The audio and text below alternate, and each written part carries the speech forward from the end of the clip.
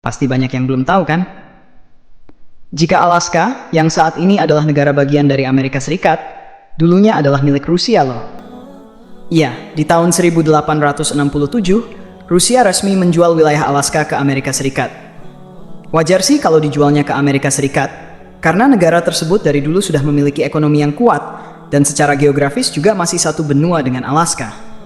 Namun, yang mengejutkan adalah sebelum deal dengan Amerika Serikat, wilayah Alaska hampir dibeli oleh Liechtenstein, negara yang ukurannya 11.000 kali lipat lebih kecil dari Alaska dan terletak hampir berseberangan dunia.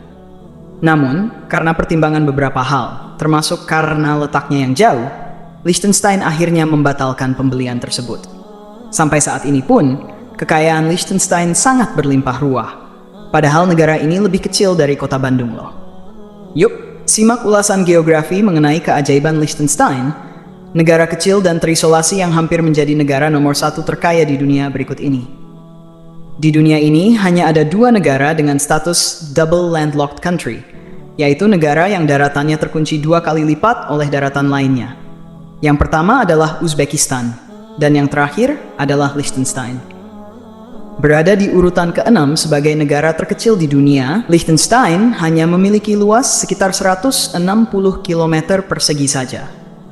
Memiliki nama resmi Kepangeranan Liechtenstein, negara ini terletak di lembah Rhin bagian atas di pegunungan Alpen, Eropa.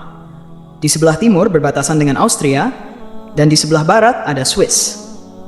Di sebelah barat ini juga ada Sungai Rhin yang membentuk perbatasan alami Liechtenstein. Sedangkan di bagian selatan dan timur, kondisi geografisnya bergunung-gunung dengan titik tertingginya di Grauspitz yang mencapai ketinggian 2.599 meter dan terletak di perbatasan selatan dengan Swiss. Tepat di sebelah utara, kamu bisa menemukan danau terbesar dan satu-satunya di negara ini.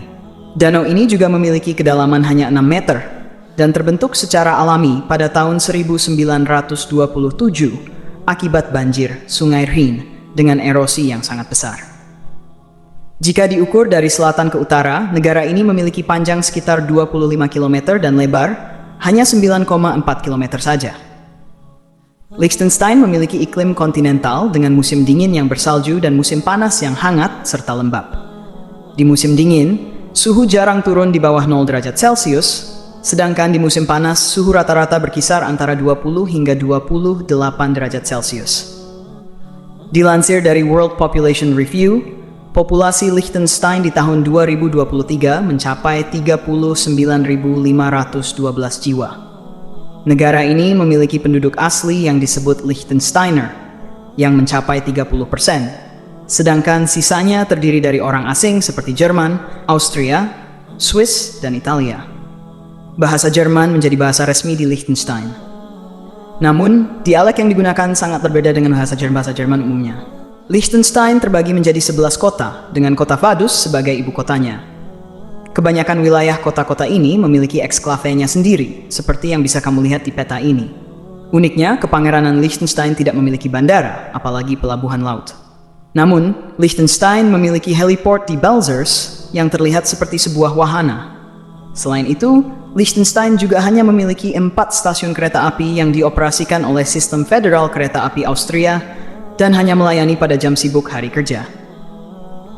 Liechtenstein pada dasarnya adalah wilayah terakhir dari Kekaisaran Romawi Suci yang tidak pernah benar-benar bergabung dengan negara lain, sebagian karena tidak ada yang peduli dengan negara ini. Liechtenstein adalah wilayah yang kecil dan medan yang bergunung-gunung.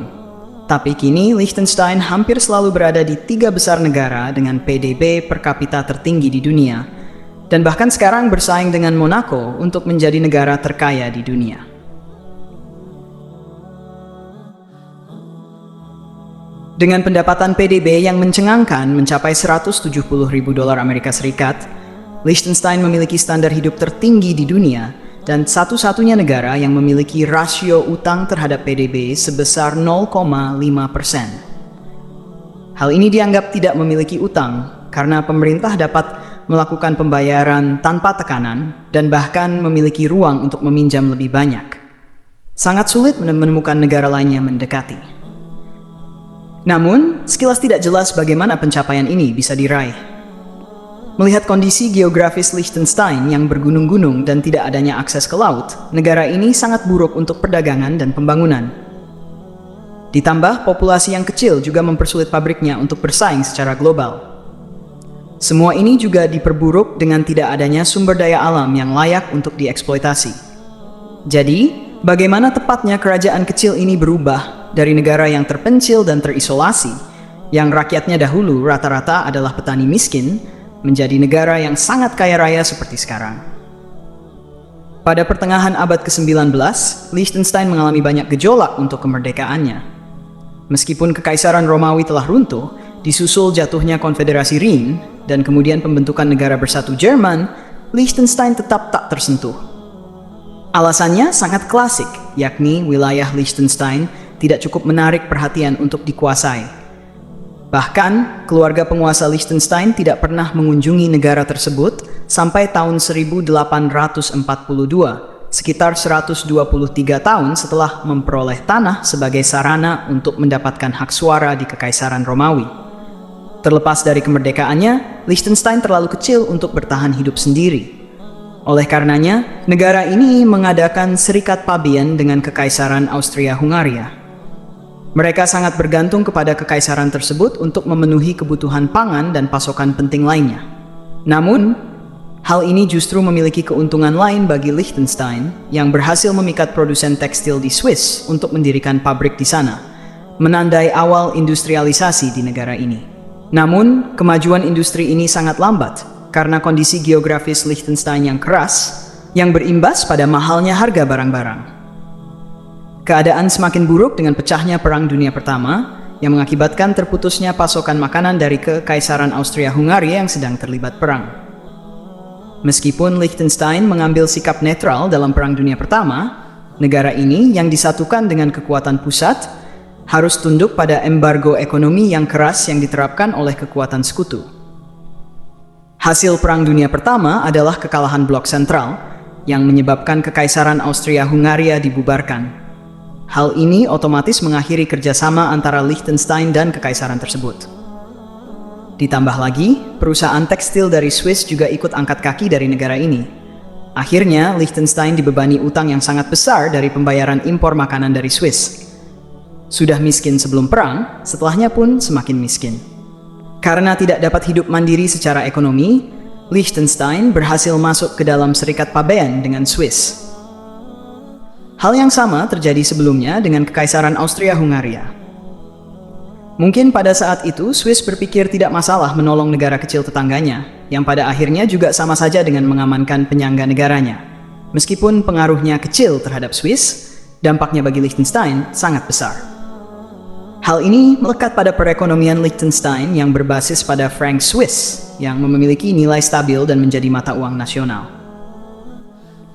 Kondisi semakin membaik seiring Pangeran Johan Tua menjual banyak harta berharga keluarga kerajaan untuk melunasi utang negara. Namun Liechtenstein masih menghadapi hambatan yang sama untuk berkembang. Kekurangan uang, pengetahuan teknis, dan populasi yang sedikit menghambat industrialisasi dengan cara yang sama seperti Swiss. Yang dibutuhkan adalah investor asing.